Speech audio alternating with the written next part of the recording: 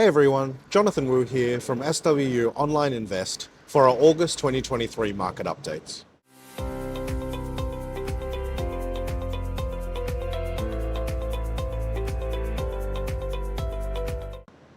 So for the second quarter 2023, China's GDP growth recorded 6.3%, which was lower than expected, but in absolute terms was still quite high compared to the second quarter of 2022, when, if you recall, the Chinese economy was broadly in lockdown. However, this still serves as more of a floor for the government rather than a ceiling for achieving growth for the rest of the calendar year. In saying this, the Chinese government has been rather slow in rolling out broad-based stimulus, but in the last month we have seen them drop the prime rate, which is their key loan rate, as well as cut stamp duty for share trading to hopefully provide some further confidence in the market. Ultimately, these levels of rather poor sentiment are reflected in valuations, and for active stock pickers, it's certainly what we call a stock picker's paradise.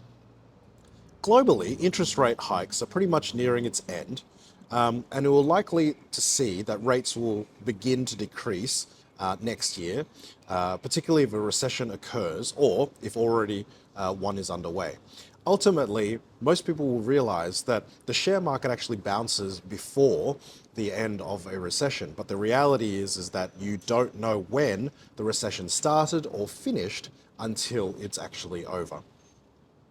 But regardless of whether it is a soft landing or a severe recession, the IC never attempts to time the market, but instead tries to base its investment decisions on identifying sensible risks and opportunities, particularly when there are readily available gains. This is why investors throughout the cycle should not try to time it, but ultimately, if you have a longer term investment horizon, you should remain invested throughout the market cycle. What you see here in this chart is that it looks at what share markets' performance are like, basically depending on the level of recession there is, whether it be 3, 6, or 12 months after that recession, or if the recession never ever came about. And what you can see is you have no idea how to try and time the market, because even if there is a recession, there are 4 different types of recessions. And these recessions ultimately cannot be reflected upon after those returns have come or not come at all. The final thing I want to talk to everyone about is, how does an actual recession occur, and what does that cycle look like? Because most people probably who invest via our platform have never seen a true recession. And a true recession was probably seen during the GFC. COVID was a pandemic-induced recession, so that doesn't really count. But for those who have been around long enough, the longest and probably the most severe recession we've had in recent history will be the one in 1991 to 1993, when Paul Keating was actually the Prime Minister, and he called it the recession that we had to have. Now, how a recession rolls out, you can have a look at this chart. And this chart simply shows the story of what we call hope.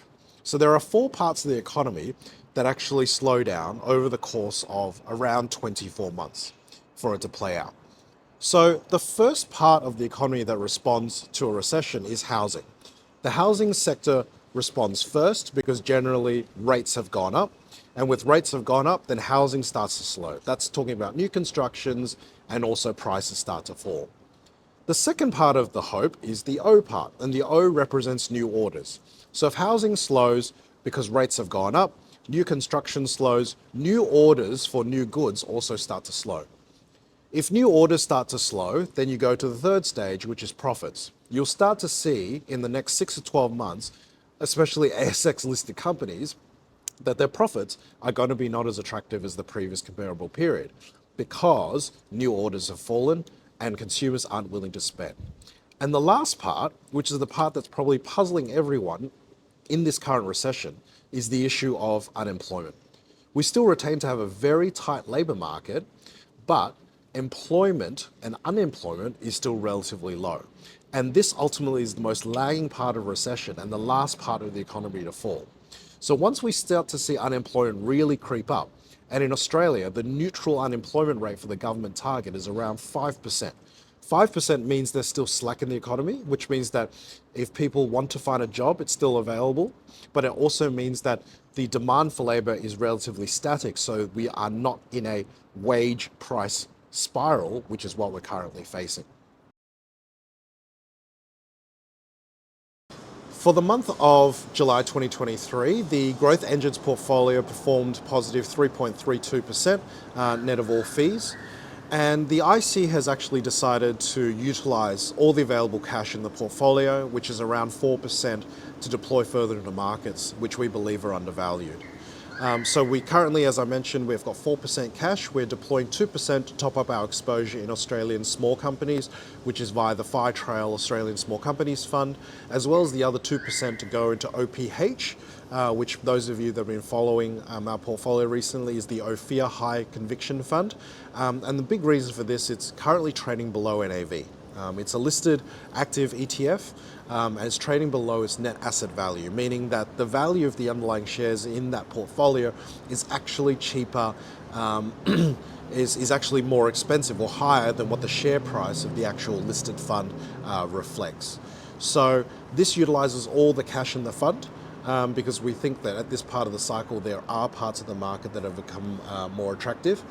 And one way to sort of reflect upon this is that what you see now up on screen is a chart that shows the share market recovery after recessions. And this focuses on the US share market specifically. And what you can see here is that over a 1, 3, 6, and 12-month period after a recession, there is a comparison between the performance of the S&P 500 index, which is the broad 500 largest companies in the United States, versus the Russell 2000, which is the next 2,000 largest companies in the US, which includes small and mid-sized companies. And what you can see here is that after a recession, the black bar, which is the US small caps, does outperform. And what you can see here is that over 12 months, US small caps actually, and small caps in general, have gone up 85% versus the broader market of 50% 12 months after the end of recession. So that's one key reason why we think that sort of what we call bottom feeding at this point of the cycle is quite attractive, and we look forward to seeing those returns come to fruition for investors in the forthcoming period.